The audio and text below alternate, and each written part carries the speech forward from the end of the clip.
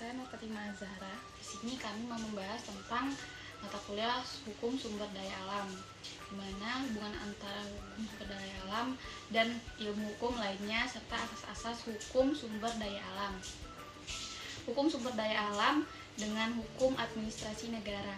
Hukum administrasi negara adalah hukum yang mengatur kegiatan administrasi negara, yaitu hukum yang mengatur tata pelaksanaan pemerintah dalam pelaksanaan tugasnya. Hukum sumber daya alam, hukum yang mengatur upaya pemerintah untuk mengelola sumber-sumber produksi dan kekayaan alam meliputi bumi, air, energi untuk besarnya kemakmuran rakyat. Hubungan keduanya berkaitan pengelolaan sumber daya alam, maka perseorangan atau korporasi yang ingin memanfaatkan SDA untuk usaha ekonomi maka harus melalui instrumen administrasi negara terlebih dahulu, ya.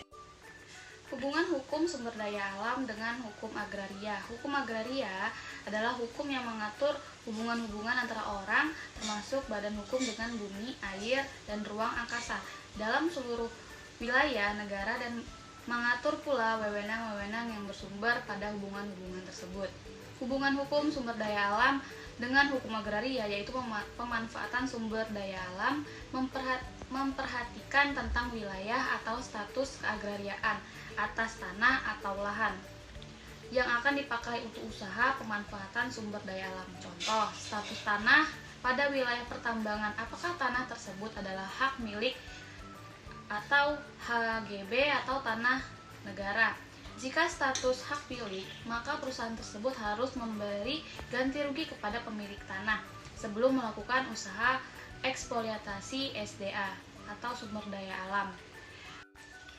Hubungan hukum sumber daya alam dengan hukum lingkungan. Hukum lingkungan adalah hukum yang mengatur tata lingkungan hidup, di mana lingkungan mencakup semua benda dan kondisi termasuk di dalamnya, manusia dan tingkah perbuatannya yang terdapat dalam ruang di mana manusia berada dan mempengaruhi kelangsungan hidup serta kesejahteraan manusia dan jasad-jasad hidup lainnya. Hubungan hukum lingkungan dengan hukum SDA adalah hukum SDA merupakan bagian dari hukum lingkungan yang mengatur hubungan timbal balik antara manusia dengan makhluk hidup lainnya dalam hal soal sumber daya alam yang apabila dilanggar dapat dikenakan sanksi. Contoh, setiap kegiatan usaha tambang selalu memiliki dampak terhadap lingkungan. Oleh karena itu diatur AMDAL sebelum melakukan pemanfaatan SDA atau sumber daya alam. Hubungan hukum sumber daya alam dengan hukum pajak. Hukum sumber daya alam mempunyai hubungan yang sangat erat dengan hukum pajak karena kegiatan usaha pertambangan selalu diikuti dengan kewajiban pembayaran pajak. Setiap hasil penambangan memiliki kaitan dengan hukum pajak, sebab bagi negara yang sedang meningkatkan pembangunan di segala bidang menuju masyarakat adil dan makmur, pajak merupakan salah satu sumber penerimaan negara yang sangat penting di penyelenggaraan dan pelaksanaan pembangunan nasional. Assalamualaikum warahmatullahi wabarakatuh. Perkenalkan, nama saya Novita Ardiani. Di sini saya akan melanjutkan pembahasan dari materi sebelumnya. Nah, yang pertama ada asas-asas hukum sumber daya alam. Pengaturan hukum dalam undang-undang tentang pengelolaan sumber daya alam secara umum harus memuat asas. Yang pertama ada asas pengayoman, kedua ada asas kemanusiaan, yang ketiga ada asas kebangsaan, yang keempat ada asas kekeluargaan, yang kelima ada asas kenusantaraan, yang keenam ada Bhinneka Tunggal Ika, yang ketujuh ada keadilan, yang kedelapan ada kesamaan kedudukan dalam hukum dan pemerintahan, yang kesembilan ada ketertiban dan kepastian, yang kesepuluh ada keseimbangan, yang ke-11 ada keselerasian dan keselarasan. Kemudian di sini ada asas hukum sumber daya alam.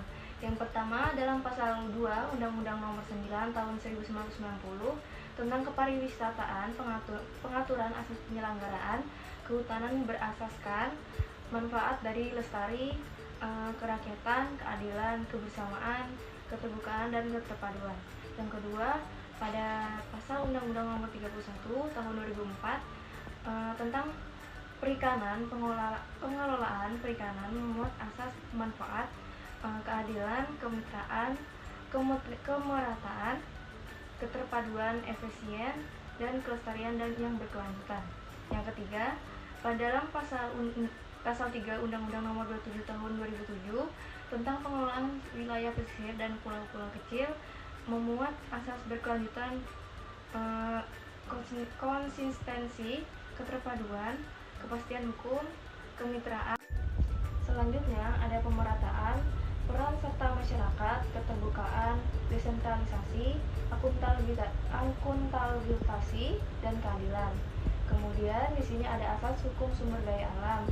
Yang pertama ada asas hukum dalam Undang-Undang Nomor 43 Tahun 2008 tentang wilayah negara. Pasal 2 memuat asas kebangsaan, kenusanataraan, keadilan, keamanan, ketertiban, dan kepastian hukum, kerjasama, kemanfaatan, dan pengayaman.